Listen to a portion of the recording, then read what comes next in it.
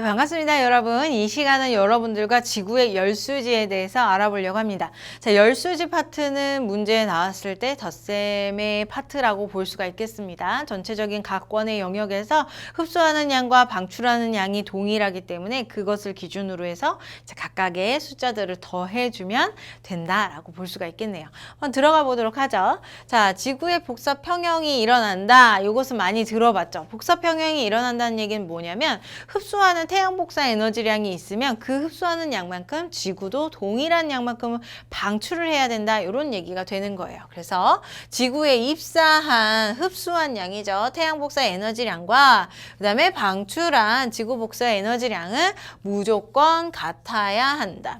만약에 이 양이 달라서 이제 지구 복사 에너지량이 더 많다. 말도 안 되지만 많다. 그러면 지구의 기온은 점점 떨어져요. 기온이 점점 떨어지면서 이제 빙하기를 지나서 훨씬 더 추워지는 얼어붙는 상태가 될 겁니다.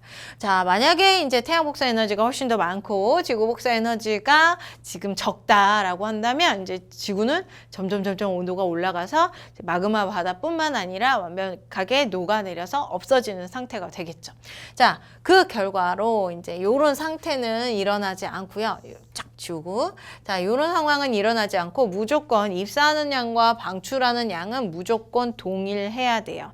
지구 전체적으로 봤을 때도 그렇고, 그 다음에 각 영역이라고 하죠. 우주, 그 다음에 대기, 지표면 이 세 가지의 영역에서도 흡수하는 양과 방출하는 양은 무조건 같아야 됩니다. 그래야지 그 기온이 일정하게 유지될 수 있기 때문에 선생님 적도는 뜨겁고 그 다음에 극지방은 춥잖아요. 이렇게 얘기를 하겠는데 추운 게 추운 대로 그대로 유지가 되고 더운 데는 더운 대로 그대로 유지가 되잖아요.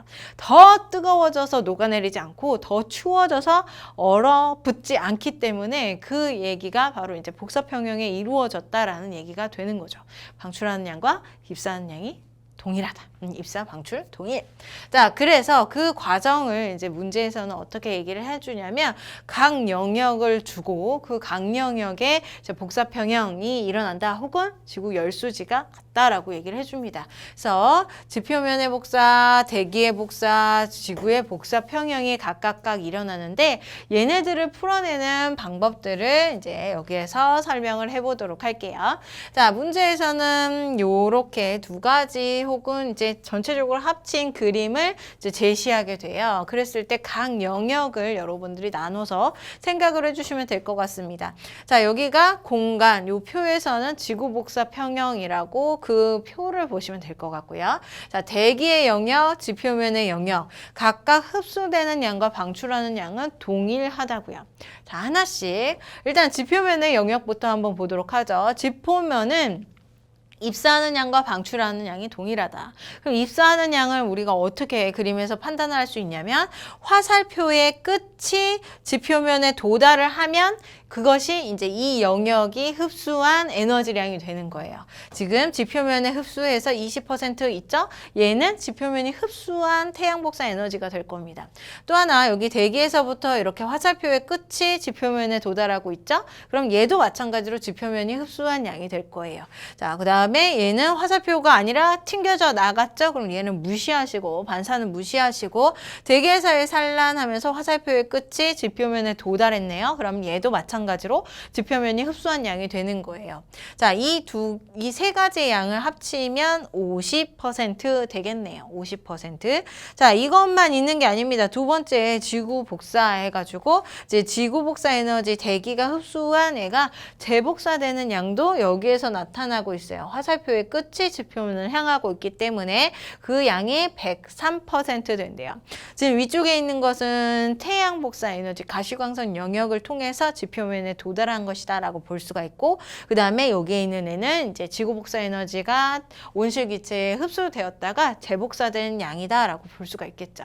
그래서 전체적으로 봤을 때 지표면이 흡수한 양은요 50% 플러스 103%예요. 지금 흡수량 여러분들이 표를 봤을 때 태양 50 했으니까 여기 얘기를 하는 겁니다. 그 다음에 대기 복사해서 지표면에 들어오고 있는 애가 바로 103 해서 요 놈이 여기 들어가는 거예요. 흡수량은 흡수량은 결과적으로 합쳐서 153이 되는 거죠.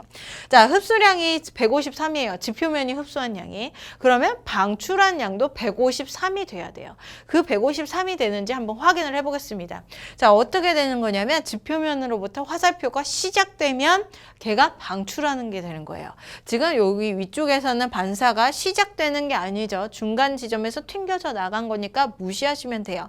지금 아래쪽에서 지구복사의 파트에서 화살표가 시작이 되고 있어요. 지금 여기 123. 자, 얘가 시작이 되고 있으니까 이 123은 지금 지표면으로부터 방출한 에너지가 되는 거예요. 또 하나 여기는 스프링으로 되어 있긴 하지만 결과적으로 화살표가 시작된 곳이에요. 그러니까 얘도 마찬가지로 대류와 전도도 마찬가지로 지표면이 방출한 양이 되는 거고요. 그 다음에 수문열도 화살표가 시작된 곳이에요. 지표면에서부터 시작이 됐기 때문에 수문열 또한 지표면에서 방출한 에너지량이다. 자, 그래서 지표면에서 방출한 에너지량은 지표면의 복사 123과 그 다음에 대류와 전도 10, 그 다음에 이제 수문열 20 이렇게 해서 전체 합이 153이다 라고 볼 수가 있는 거죠. 표에서도 마찬가지로 동일하게 표현하고 있습니다. 그러면 흡수하는 양이 이미 153이었고 그 다음에 방출하는 양이 153임을 알 수 있겠네요.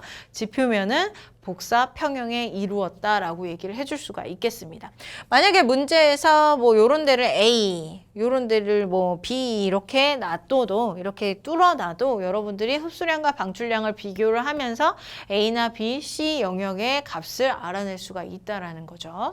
자, 요렇게 풀어봤고요. 그 다음에 이제 나머지 우리 대기도 한번 해보고 그 다음에 공간도 한번 해보도록 하겠습니다. 자, 대기 복사 평형을 얘기를 할 거예요. 대기가 흡수하는 양을 얘기를 하는 거죠. 자, 화살표의 끝이 대기에 멈추면 대기가 흡수한 거예요. 지금 17% 있고요. 그 다음에 여기 구름이 있는데 이 구름도 마찬가지로 흡수를 했대요. 3%. 자, 그래서 17%와 3%를 이제 태양 복사 에너지로 대기가 흡수한 것이다 라고 볼 수가 있겠죠. 그 다음 또 하나 지표면에서 보았을 때 화살표의 끝이 대기에 딱 도달했어요. 117로. 얘도 마찬가지로 대기가 흡수한 양이고요. 화살표의 끝 얘가 여기에서 멈췄네요. 대류와 전도 10%도 마찬가지로 대기가 흡수한 양. 자, 수문열도 화살표의 끝이 대기에서 멈췄으니까 얘도 흡수한 양. 그럼 흡수한 양이 전체적으로 봤을 때 태양에서 20%, 그 다음에 지표면의 복사 117, 그리고 대류와 전도 얼마야? 10. 네, 10이고 그 다음에 수문열 20 이렇게 해서 합이 얼마냐? 167입니다. 167이요. 자, 그러면 흡수한 양이 167이래요. 그러면 방출한 양도 마찬가지로 167이어야 되겠죠? 그러면 대기에서부터 화살표가 시작이 됐으면 그게 대기에서 방출한 양이다. 자, 여기에서 보게 되면 무엇이 대기가 방출한 양이냐면 없어요. 없어요. 자, 여기에선 시작된 게 없고 여기에서 시작이 됐네요. 대기 복사. 자, 요 놈이 붙어 있긴 하지만 여기 대기에서부터 양 갈래로 시작된 것이다 라고 볼 수 있겠죠. 그래서 대기에서 방출한 우주 공간으로 방출한 64%와 그 다음에 이제 대기 지표면으로 방출한 이제 103% 이게 대기에서 방출한 양이다. 두 개가. 자, 이 합을 보게 되면 167이 되겠죠. 흡수한 양이 167이었던 만큼 방출한 양도 167로 결과적으로 대기는 복사 평형에 이루게 된다라고 얘기를 해줄 수가 있겠네요. 자, 마지막으로 이제 지구 복사 평형, 우주 공간을 얘기를 하는 거예요. 자, 우주 공간에서 이제 태양이 100만큼 빼냅니다. 100만큼 주는데 근데 바로 튕겨져 나온 애가 얼만큼이냐면 30%예요. 그럼 이 30%를 빼고 시작을 해야 돼요. 자, 그래서 100에서 30%를 뺐으니까 이제 70%죠. 그래서 우주 공간에서부터 방출한 양은 70%가 되는 겁니다. 자, 그렇게 70%가 방출됐으면 우주 공간으로 다시 돌아오는 양도 70%가 돼야 되겠죠. 화살표의 끝이 이제 돌아와야 되는데 일단은 대기 복사가 64%, 그리고 지표면의 복사가 6%, 두 개를 합치니까 70%. 지금 대기가 흡수한 양 70%, 대기가 방출한 양 100-30으로 70% 동일하다. 복사 평형에 이루어진다라고 얘기를 해줄 수가 있겠네요. 자, 그래서 지금 표에서 얘기하고 있는 것들, 이제 이 수치들을 모두 다 설명한 겁니다. 결과적으로는 각 영역이라고 볼 수 있죠. 각 영역들은 이제 흡수한 양과 방출하는 양이 동일하기 때문에 복사 평형에 이루어진다라고 하는 게 이 지구 열수지의 핵심이다라고 볼 수 있어요. 아까도 말했듯이 문제에서는 뚫어 놓습니다. A, B, C 이런 것들 뚫어 놓습니다. 그러면 이제 흡수량과 방출량을 비교를 하면서 이제 그 값이 얼마임을 찾아내면 되는 거예요. 자, 지구 전체적으로 봤을 때는 이렇게 복사 평형이 일어나고요. 위도별로는 조금 불균형이 일어나죠. 자, 위도별로의 불균형은 여기에서 설명을 한번 해보도록 할게요. 자, 위도별로 열수지라고 하는데 이 위도별로 봤을 때는 적도와 극지방을 비교해보면 서로 달라요. 흡수하는 양과 방출하는 양이 각각 다른데 여기에 어쩌고저쩌고 나오고 있는데 제가 정리를 하면서 얘기를 해보도록 할게요. 자, 저위도가 있을 거고 그 다음에 고위도가 있겠네요. 고위도가 있습니다. 이렇게 두 군데가 있는데 저위도 같은 경우는 태양 에너지랑 그 다음에 지구 복사 에너지가 있죠. 이 두 개를 비교를 할 건데 태양 에너지가 바로 흡수하는, 지구가 흡수하는 에너지량이고 그 다음에 지구 복사 에너지가 방출하는 에너지량이에요. 그랬을 때 저위도 같은 경우는 이제 태양에 거의 수직하게 들어오기 때문에 태양 에너지량이 훨씬 더 많고요. 지구 복사 에너지량은 지구 전체적으로 거의 균일하기 때문에 태양 복사 에너지량보다 적다라고 볼 수 있죠. 어디에서는? 저위도에서는요.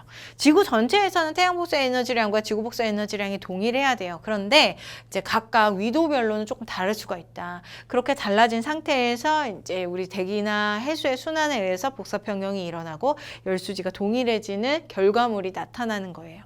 자, 저위도는요, 흡수량이 더 많습니다. 그 결과물로 에너지 과잉 상태가 일어나겠네요.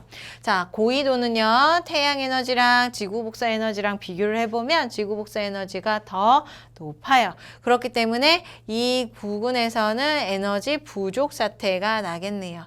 그러면 이렇게 부족한 에너지를 내가 과잉된 에너지 쪽에서 채워서 에너지를 가지고 와서 채워주면 되겠죠. 그러면서 전체적인 에너지 균형이 일어나게 됩니다. 그것이 누구를 통해서 일어나냐면 대기나 아니면 해수를 통해서 일어나요. 바다의 흐름에 의해서 아니면 대기의 순환에 의해서. 자, 이렇게 두 개의 순환에 의해서 이제 저위도의 과잉된 에너지를 고위도로 보내면서 이제 지구 전체적으로 복사 평형에 이루어진다라고 볼 수 있겠네요. 자, 여기에서 포인트 하나는 더 무엇이냐면 저위도에서 고위도 쪽으로 점점 에너지를 가지고 와서 이제 에너지 부족한 부분들에서부터 뿌려내기 시작을 합니다. 자, 그림으로 그려보면 이렇게 여기가 저위도고 여기가 고위도라고 한다면 과잉된 에너지를 이제 에너지 수레라고 표현을 한번 해볼게요. 간접적으로 에너지 수레가 에너지를 쌓고 점점 에너지를 점점 쌓다가 쌓고 점점 이고 오다가 어디에서부터 풀기 시작을 하냐면 여기 위도 38도 부근에서요. 38도 부근에서부터 이제 풀어서 에너지를 내리기 시작해요. 수레에 계속 쌓고 오다가 38도 부근에서부터 수레에 쌓여있던 에너지를 풀어주면서 에너지 부족한 부분들을 채워주기 시작한다는 거죠. 그래서 자, 38도 부근에서는요, 에너지가 가장 많이 이동되는 부분이다 라고 얘기를 해줄 수가 있습니다. 여러분들이 저위도가 가장 에너지 과잉 상태가 심하기 때문에 여기에서 에너지 이동량이 많다라고 생각하기 쉽지만 그것이 아니라 쌓고 오다가 38도 부근이 바로 에너지가 가장 많이 이동되는 부분이다라고 얘기를 해준다는 것만 조심하시면 될 것 같아요. 자, 읽으면서 정리를 할게요.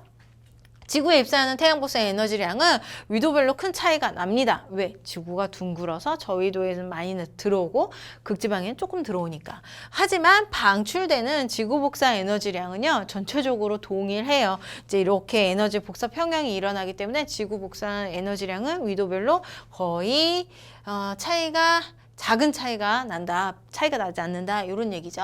그래서 저위도 지역은 과잉이 되고 고위도 지역은 부족 사태가 나기 때문에 얘네들에 의해서 누가 순환이 되냐면 대기와 해수의 순환이 이루어지고 그 결과 이제 에너지가 수송이 됨으로써 복사 평형에 이루어진다라는 게 바로 여기에서 하고 있는 얘기가 되는 거죠. 자, 이 정도로 정리하시면 여러분들이 문제에 대입하기가 쉬우실 것 같습니다.